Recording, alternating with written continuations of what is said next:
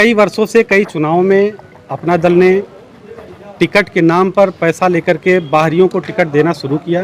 अध्यक्ष हनप्रिया पटेल जी उस विचारधारा से हट गई हैं, वो अलग रास्ते पे चल रही हैं। लेकिन जब टिकट देने की बारी आई तो वहाँ पर भी जो है ये नोएडा से जो है एक व्यापारी को लाके खड़ा कर दिए। अपना दल के कार्यकर्ता और पदाधिकारी हैं, इन सबसे आहत हैं, खासतौर पे सिद्धार्थनगर के। आज आप लोग देखें, अपना दल के दामाद जी हर जिले में जो है पार्टी की बैठक कर रहे हैं, या पूंजीपतियों के हाथों और उसके बाद माफियाओं के हाथों। वहाँ पे जिला पंचायत का चुनाव था, उसमें इन लोगों ने आवेदन शुल्क लिया। यहाँ पर भी टिकट के नाम पर, आवेदन शुल्क के नाम पर आप 1-1 लाख रुपए ले रहे हो। पैर छुआने के लिए जो है, पैर छूना है मैडम का, तो आप 1 लाख रुपए पहले जमा करो, फिर आप जो है मैडम से मिलने जाओ और फिर अपनी बात उनसे मैडम से कह पाओ। जी के ऊपर आरोप लगाया है वो बिल्कुल गलत है। उन्होंने जो आरोप लगाया कि उनका पैर छूने का नए कार्यकर्ताओं को 1 लाख, पुराने कार्यकर्ताओं को 25,000 ये शुल्क देना पड़ता है, ये बिल्कुल ही आधारहीन है। जो विधानसभा के चुनाव में शुल्क, देखिए जो आज की ये बैठक हुई, सीधी बात अपनों के साथ और क्रांति का आगाज़। तो क्रांति का तो आगाज़ आज हो गया। जिस तरीके से पिछले कई वर्षों से कई चुनावों में अपना दल ने टिकट के नाम पर पैसा लेकर के बाहरियों को टिकट देना शुरू किया, उससे पूरे प्रदेश की जनता, पूरे प्रदेश के कार्यकर्ता पदाधिकारी आहत हैं। जो डॉक्टर सोनेलाल पटेल जी ने जो सपना देखा था, जिस विचारधारा पर वो चले थे कि जो पार्टी में काम करेगा उसको सम्मान मिलेगा, आज कहीं ना कहीं पार्टी की अध्यक्ष हनप्रिया पटेल जी उस विचारधारा से हट गई हैं, वो अलग रास्ते पे चल रही हैं। अभी बीते दिन जो 2022 में चुनाव हुए, उसमें 17 सीटें गठबंधन के तहत इनको मिली और उस 17 सीट में से सिर्फ 3 लोग ऐसे थे जो पार्टी के कार्यकर्ता पदाधिकारी थे।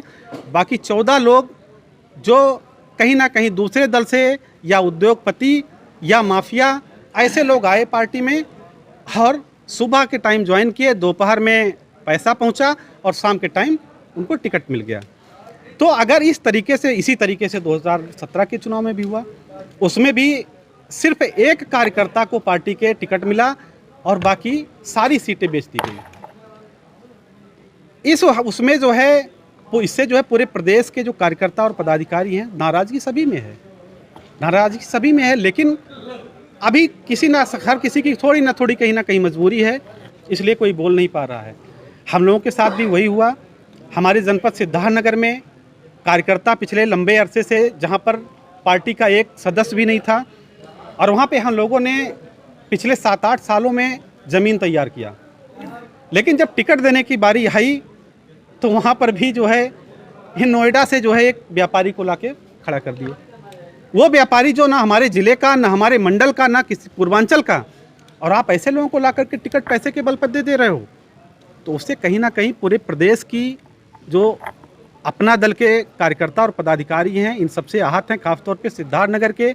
आज आप लोग देखे होंगे कि सिद्धार्थनगर का जो भी अपना दल के कार्यकर्ता पदाधिकारी थे, लगभग 99% पदाधिकारी आज इस बैठक में मौजूद थे और आने वाले समय में वो हम सभी लोगों के साथ कंधे से कंधा मिलाकर चलने का काम करेंगे।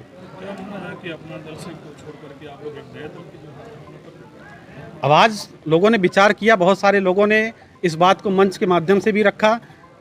अब उस पर अभी हम लोगों की फिर 1 हफ्ते 10 दिन के बाद फिर हम लोग बैठक करेंगे सिद्धार्थनगर में, और उस बैठक में इतना होगा कि आगे जो है कब क्या करना है। और कहीं ना कहीं अगर मंच के माध्यम से बात निकली है तो हम उन सभी साथियों का सम्मान करेंगे, उनकी बातों का सम्मान करेंगे, जो वो लोग कह रहे हैं, हम उनकी बातों को जरूर ध्यान देंगे। मंत्री जी का भी जो है हर जिले वाइज जो इस तरीके से उनका भी एक सभा चल रही थी, लोग बैठक हो रही थी, तो वो तो लगातार करे थे पिछड़ों की सारी सुविधाएं। हाँ, ये बात बहुत आपने सही कहा कि अपना दल के दामाद जी हर जिले में जो है पार्टी की बैठक कर रहे हैं, पिछड़ों की बात कर रहे हैं। मैं आपके माध्यम से ये पूछना चाहता हूँ कि 2022 में जो 17 सीटें मिली, उसमें से 7 सीटें आप रिजर्व सीट क्यों ले लिए? अगर आप पिछड़ों के इतने हिमायती थे तो आपको 17 की 17 सीटें जो है आपको जनरल सीट लेनी चाहिए थी। तब वहाँ पे पिछड़ा और जनरल लड़ पाता। आप भारतीय जनता पार्टी की एक और सहयोगी दल है निषाद पार्टी, आप उसको देखिए, उसको भी 16 सीटें मिली, लेकिन उन्होंने सिर्फ 1 सीटें रिजर्व ली, बाकी 15 सीटें वो सामान्य वर्ग के लिए लिया। असली हितैषी वो हैं कि ये हैं। अगर ये पिछड़ों के इतने बड़े हितैषी थे तो इनको पूरी 17 की 17 सीटें लेनी चाहिए थे। और ये कुर्मी बिरादरी की बहुत बड़ी हिमायती करते हैं, कुर्मी बिरादरी के वोट बैंक पर ये राजनीति करते हैं, तो उस 17 में से कम 10 सीटों पर उस कुर्मी का हक होना चाहिए था, जिसको आपने बेच दिया पूंजीपतियों के हाथों और उसके बाद माफियाओं के हाथों। क्या माना जाए कि ये क्या आप लोगों के साथ छलावा किया पार्टी ने? ये पूरे उत्तर प्रदेश के अपना दल के कार्यकर्ता पदाधिकारियों के साथ छलावा किया है। जिस तरीके से टिकट की इन्होंने जो बेचा है, चाहे वो लोकसभा हो चाहे वो विधानसभा हो, हर जगहों पे जिला पंचायत का चुनाव था, उसमें इन लोगों ने आवेदन शुल्क लिया। यहाँ पर भी टिकट के नाम पर, आवेदन शुल्क के नाम पर आप 1-1 लाख रुपए ले रहे हो। पैर छुआने के लिए जो है, पैर छूना है मैडम का, तो आप 1 लाख रुपए पहले जमा करो, फिर आप जो है मैडम से मिलने जाओ और फिर अपनी बात उनसे मैडम से कह पाओ कि मैडम हमको टिकट चाहिए। तो ये आखिर में कब तक चलेगा? बिल्कुल नहीं पसंद कर रहे हैं। पूरे प्रदेश के जो है लोगों में रोष है। मैं मीडिया के आप लोगों के माध्यम से कहना चाह रहा हूं कि आप लोग व्यक्तिगत अगर उनसे बात करोगे तो हर दिल से यही आवाज़ आती है, हर कार्यकर्ता के दिल से यही आवाज़ आती है कि अब पार्टी मैडम अनुप्रिया पटेल जी मुद्दों से हट गई हैं। डॉक्टर सोनेलाल पटेल जी का जो सपना था कि कार्यकर्ताओं को हम साथ में लेके चलेंगे, आज वो सपना टूट गया है। आज ये पूंजीपतियों को, उसके बाद जितने भी सारे लोग जो पैसे वाले हैं उनको आप ला करके टिकट दे रही हैं, तो वो सारे मुद्दों से हट गई हैं। इतने करीब थे अनुप्रिया पटेल के, उसके बाद भी आपकी बात नहीं मानी। देखिए, करीब रहना भी ज़रूरी होता है और दूर रहना भी ज़रूरी होता है। जाहिर सी बात है, मैं करीब था, मेरे भी अपने सपने थे। हमने भी पिछले 7-8 साल से लगातार इस पार्टी के लिए काम किया था, लेकिन कहीं ना कहीं मुझे कुर्मी होने की सज़ा मिली कि मैं कुर्मी बिरादरी से आता हूं। और कहीं ना कहीं उन लोगों के दिमाग में इस बात को उन लोगों ने कहा भी कि ये कुर्मी है, अगर ये विधायक बन जाएगा तो पूर्वांचल में कुर्मियों का नेता बन जाएगा। तो यही वजह थी कि इन लोगों ने मेरा भी गला घोट दिया। जैसे अन्य कार्यकर्ताओं का गला घोटा, वैसे मेरा भी गला घोट दिया। क्या माना जाए कि बड़े नेता छोटे नेताओं को नहीं उठना चाहते?